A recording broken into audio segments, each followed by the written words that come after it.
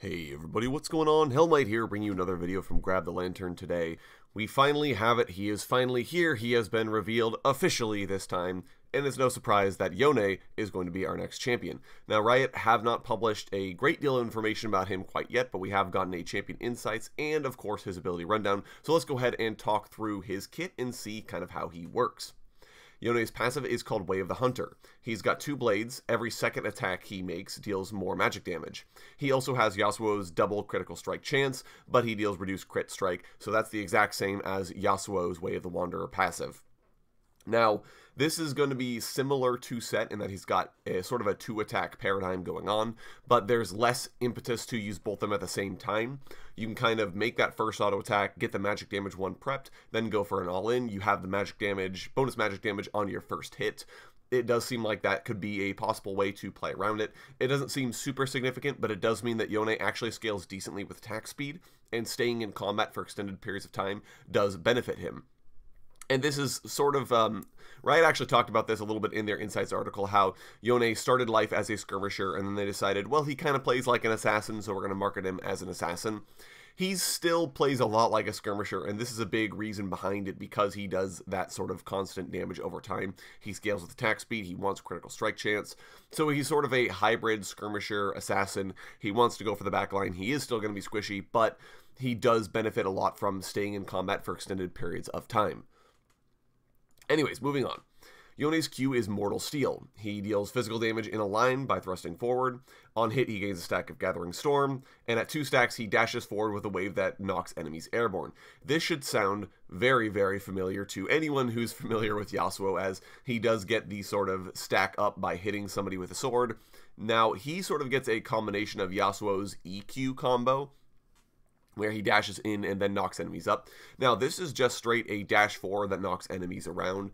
It doesn't sound targeted at all, which does give him a little bit of ability to run away. So instead of Yasuo, who kind of hits you twice while kiting backwards and then knocks you up to try and make space, it sounds like he'll be able to hit you, Yone will be able to hit you twice, then make a dash forwards in order to try and escape. So this could also potentially go over walls, so there's some maybe interesting things you could do, especially in the jungle. I don't remember exactly where Riot said this champion was intended to be played, but I would kind of expect mid lane slash jungle, especially if he can go over walls with this ability. I can see him nothing personnel kids with this ability on a jungle camp, stacking it up twice, then on the last cast, dashing through the wall, killing the camp, and then getting on with his route. Could be some interesting things you could do with this ability here, but other than that, it's basically Yasuo Q. So, moving ahead.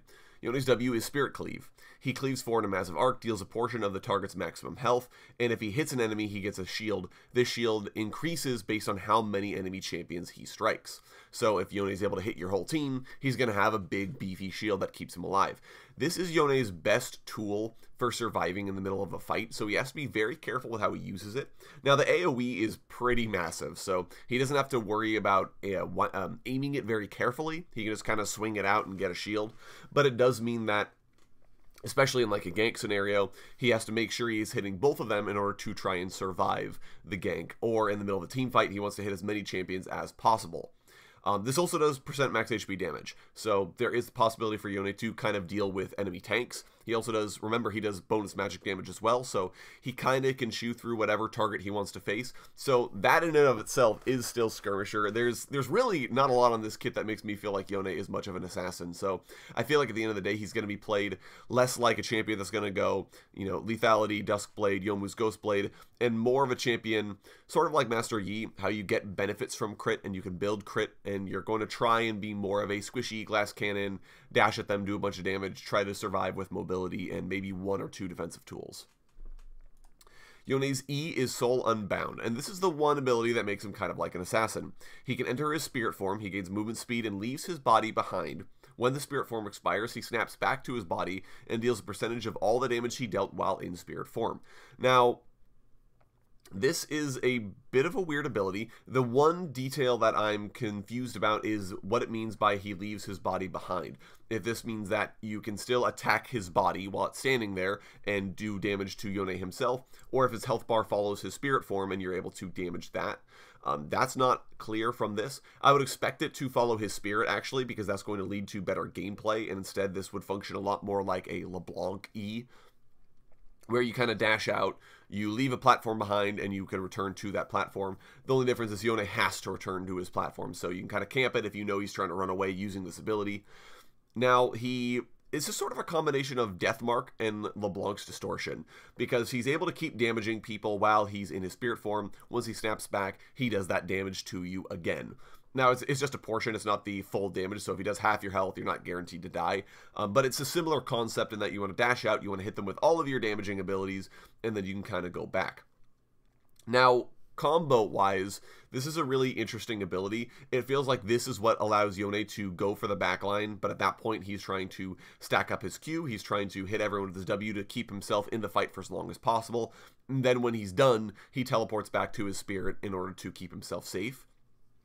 So, a bit of an interesting ability here. Not quite sure how it's going to combo with the rest of Yone's kit, but I do kind of like it. At least it looks cool, so there is that going for it.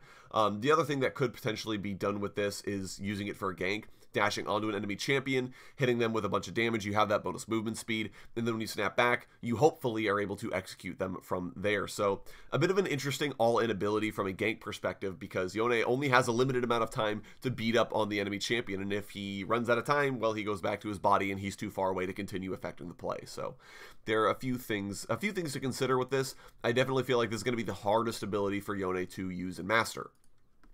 Moving on to his ultimate, Fate Unsealed. And I totally called that this was going to be his ultimate, by the way. He strikes all enemies in his path, blinking behind the last enemy and knocking everyone airborne towards him. So this is, of course, the big anime dash move that he uses. There is a hefty windup on this ability, so enemy champions will have plenty of time to see it coming. Now, of course, if you're able to combo the third hit of Mortal Steel into this ability, they'll be airborne already, and then you dash through them, you get a ton of damage in. There's a lot of stuff you could potentially do with this. Of course, it combos well with Yasuo, so there are a bunch of knockups on the kit, so you can get the Fate Sealed knockup into Last Breath. That's obviously by intention. But this also gives him even more backline access. I can see Yone potentially using his E first, sort of trying to get to the backline, and then using Fate Seal to cover the remainder of the distance. Get the knockup, get the damage in, start stacking up your Q while you're in the backline, and then you teleport backwards. Your E will amplify the damage that your R did. That potentially is a combination you can do. I don't think this is going to be the kind of ability that you open a gank with or that you open a fight with, because the windup is just too long, and I feel like almost any champion that doesn't subscribe to the Prometheus school of running away from things will figure out sidestep it. But I do think that this ability has really good combinations with other initiation tools, in the same vein that Yasuo Last Breath is going to combo off of something like an Ornn ult or a Malphite ult, or going in after like a Maokai initiates a fight. This is this ability right here. So the Maokai has gone in, he's CC'd multiple enemies, then Yone presses R in order to get himself in the fight, combo in some more crowd control, get a bunch of damage down. Like, that's definitely where this ability is going to be used first and foremost. Of course, you can always sneak it over a wall and then get a knock-up and then into more of your damage, but generally there's going to be a sort of follow-up tool on crowd control.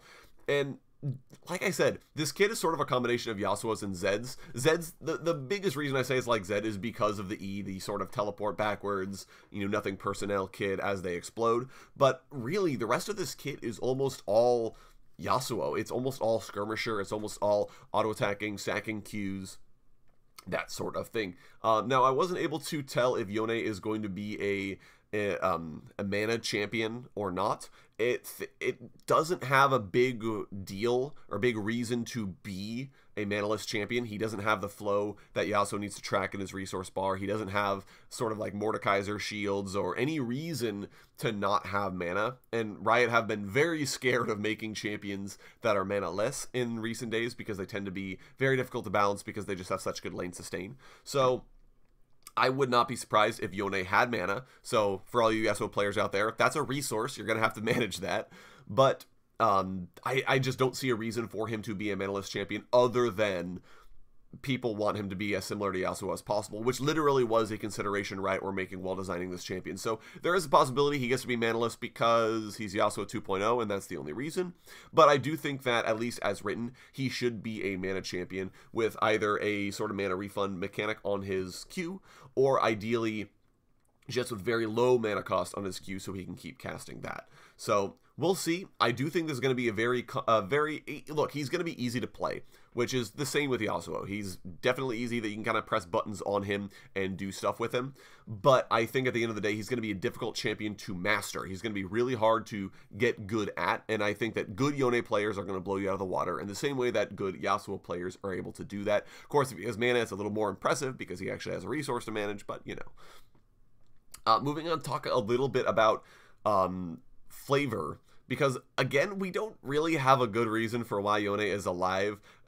According to Riot, he killed the demon when, like, shortly after he died, and then he snapped back into his body, and he's not even really sure about how he got back, so that's why he's trying to look up details about the demon that was haunting him shortly before he died. So there is that going for him a little bit. There is sort of the ability for Riot to say, oh, well, you know, the demon that he was hunting was a demon of undeath or something. I don't know. But generally, I wasn't happy with that particular aspect of his story.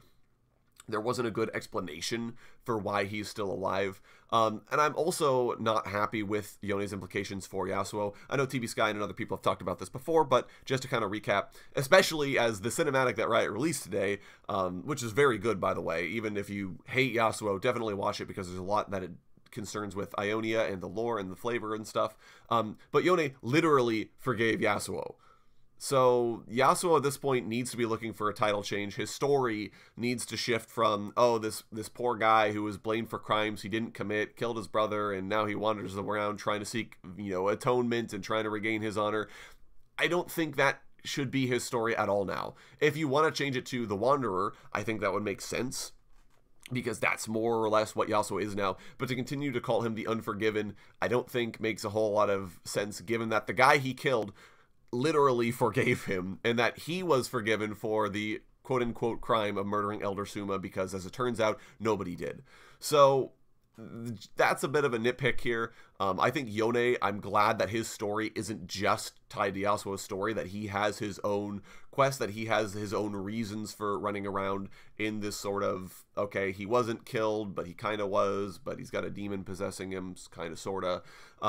I'm glad that they came up with their own story for Yone. It's definitely edgy, but we weren't expecting a lot else from Yone, especially given his character design and given his relationship to Yasuo, who's a very anime character that a lot of people have gotten behind.